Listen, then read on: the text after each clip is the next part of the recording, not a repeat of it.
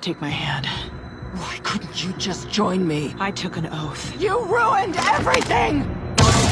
Hello and welcome to another Marvelous video. Marvel has returned with a much-awaited second season of their animated anthology series, What If? This new season continues its tradition of delivering unique adventures, 9 of them seemingly this time. These episodes delve into the vast multiverse guided by the Watcher, offering glimpses into alternate realities stemming from small decisions. And who's in the spotlight for the first story? Well, it's Thanos' favorite daughter. No, not Gamora. We are talking about Nebula. So without further ado, let's find out. What if Nebula joined the Nova Corps? Before we go into our explanation, we have a very small request. If you like our content, please support us by subscribing to our channel. This is a small click for you, but for us, it means a lot. Thank you. Let's begin. Nebula's Nova Journey. The episode starts off in a somber, rain-soaked Xandar, where Yondu lies lifeless by the roadside. Nebula arrives, discovering her old friend's deceased body, contemplating that Yondu's luck has finally faded, a seemingly inevitable end for anyone residing on Xandar. Why? We'll get to know in a while. Certain of foul play in Yondu's demise, Nebula's certainty wavers when a few Nova Corps officers, the interstellar law enforcement led by Garth and Sal, arrive. Their investigation finds no evidence of murder at the scene, lacking any murder weapon or clues. Sal, convinced that Yondu had it coming, is content to label it as the official cause of death and commands the clearance of the crime scene. His response to Nebula's uncertainty is edged with hostility, throwing her past allegiance to Thanos as a basis for doubt. While Sal is willing to dismiss Yondu's demise as the fate of a career criminal, Nebula refuses to accept this verdict. Following this, a flashback unfolds, revealing Nebula's journey up to this point within this particular universe. In this reality, Ronan the Accuser's betrayal of Thanos leads to the downfall of the Mad Titan before he could amass the Infinity Stones. With Thanos' defeat, Gamora and their world also crumble, leaving Nebula without family, purpose, or home. Adrift in the cosmos, seeking purpose, she's discovered by Nova Prime and recruited into the Nova Corps. However, when Ronan targets Xandar next, Nova Prime chooses to shield the planet for 50 years, trapping its inhabitants. They turned on a shield generator, which is an impenetrable planetary shield designed to last for many years, 50 in this case. Stranded on the isolated planet for 5 years with nowhere to go, the population's confinement breeds a sense of restlessness, transforming Xandar into a place that mirrors Nebula's own cynicism. The idea that isolation brings out the worst in people? Now where have we seen that? Coming back to the present, which is 5 years after the planet was locked down, faced with Sal's dismissiveness, Nebula resolves to take matters into her own hands to investigate her friend's murder. Nebula devised a clever strategy. Instead of searching for a murder weapon, she sought out Yondu's distinctive Yaka arrow. How did she manage it? Well, being a cyborg, she utilized a holographic memory clip featuring Yondu whistling, which triggered the arrow to locate Nebula. Just as she is about to call it a night, the arrow sets off a colossal holographic display featuring enigmatic schematics. Nebula attempts to analyze it using her computer but hits a dead end as there are no matches or results. This realization dawns on her. The schematics don't originate from Xandar. But how is that possible if the world is under lockdown for 5 years? Later on, Nova Prime, the individual who had taken Nebula under her wing, urgently contacts her, insisting on a secure line. In a hushed conversation, she discloses to Nebula that Yondu was entangled with ominous forces posing a severe threat to Xandar. She warns Nebula that the planet won't endure beyond dawn. This realization terrifies Nebula, faced with the imminent loss of her newfound sanctuary, a place that had given her refuge and purpose after enduring profound losses. Reluctantly, Nebula confesses to Nova Prime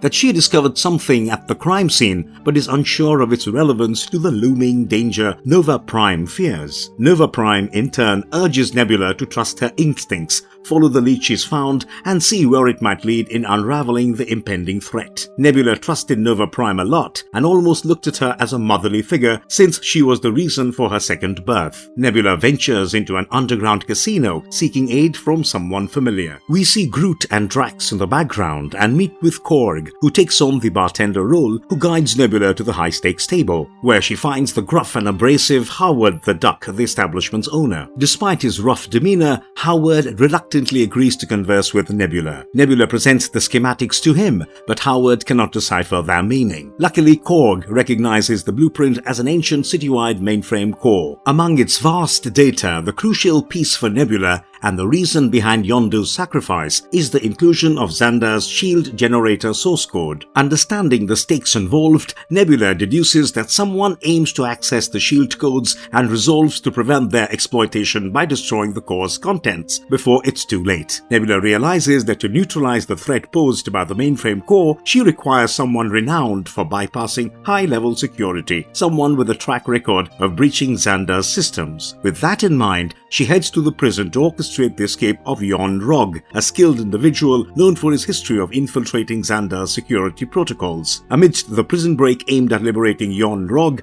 chaos erupts, prompting Nebula to release a majority of the criminals. With time running out and the imminent threat looming over Xandar, she had no alternative but to set free the prisoners, hastening their escape to ensure they acted swiftly before the break of dawn to rescue the planet. After that, they crash into the data core, and Yon Rog's antics cause it to overheat, flooding the whole place and giving them a free pass inside. After a swim, they get to the core, but there is no obvious way to get in. Nebula, being Nebula, decides to plug herself directly into the core using her cybernetic brain. With a mental link to the system, she starts erasing the data like a pro, taking up the info that could mess up Xandar. In a sudden turn, just as Nebula was close to finishing her mission, Yon Rog sneakily inserts a USB chip into Nebula's head, snatching the source code. He pledges to hand it over to Ronan and abandons Nebula, leaving her connected to a rapidly overheating data core. Left in this dire situation, she struggles to find a way out as the core floods, barely managing to escape through another submerged access tunnel before a massive explosion takes place. Struggling in a semi-conscious state, Nebula surfaces and is confronted by Yon Rog. To her shock and horror,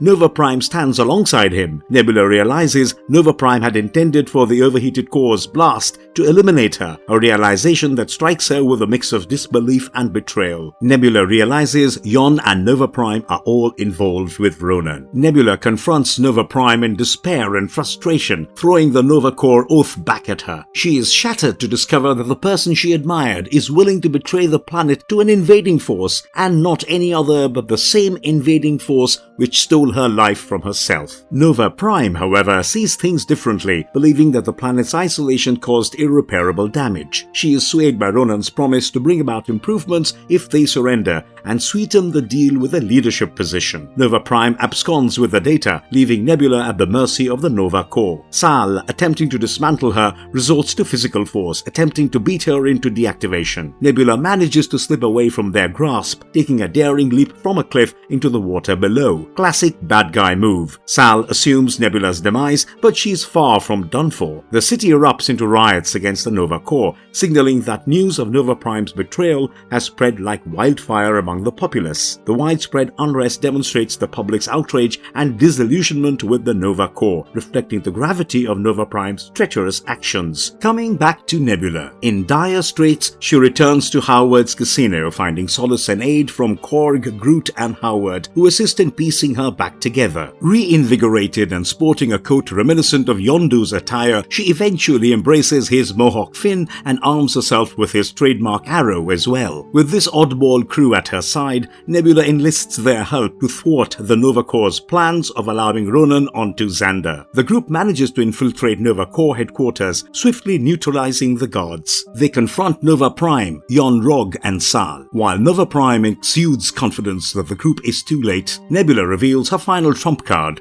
The codes Yon Rog stole from her were modified. These altered codes trigger the shield to open momentarily before slamming shut on top of Ronan's fleet, obliterating them and thwarting the impending invasion. In the end, a chaotic gunfight ensues as Nebula endeavors to bring Nova Prime and the traitors to face justice. In the confrontation that follows, Nebula pursues Nova Prime to the rooftops of Xandar, where Nova Prime, driven by prejudice, opts to risk falling off the building while attempting to shoot Nebula rather than accept help from what she perceives as merely a machine. As Nova Prime meets her end, Nebula grieves the loss of her mentor, yet this time the experience feels distinct. It carries a sense of hope, as suggested by the Watcher. Unlike the despair she felt after losing her father and sister, this loss seems to evoke a different emotion in Nebula. There is a sense of optimism, especially now that she has her goofy yet loyal squad by her side.